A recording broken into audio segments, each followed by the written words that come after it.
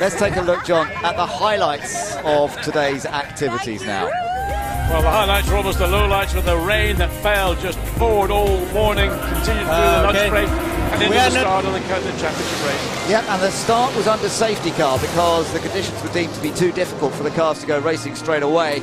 As the safety car came in after several laps, then of course they were starting single file. No problems up front for Thomas Enger, who'd opened up the initial lead, but problems straight away for championship contender Marc Marquez. Indeed, this was what happened when this race got underway. And in fact, an asked one of the Hexus cars, Dusseldorf, he hadn't a problem, but he made a problem for himself. He drove into the gravel. There's the Ford GT at the front of the car, Jonathan Hershey. That was out of the race. Crash, bang, wallop, 3 cars, Ford GT, and that was that Baz Landers. Yeah, well, Max Martin was making ground, but there was a puncture for Richard Westbrook. That dropped them down the field, and Dominic Schweger was also out in the number 37 Allinkle car, dropping both Lamborghinis from that team out of the race.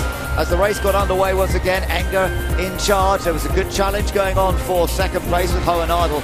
And then the pit stops came around, and that changed things because the Gulf liveried car ended up losing the advantage, and it was this car of Stefan Bucher and Darren Turner that did gain the edge at that point. But as they got out in front of their teammates, what we hadn't counted on quite was the Hohen Ardel was still charging on in the Hexus car. And meanwhile, incidents behind. Yeah, it's going on all around back of the circuit, but it was the performance. This is a battle that went on with the Broom Lure car up the hill into turn 10. Just outruns the Ford GT.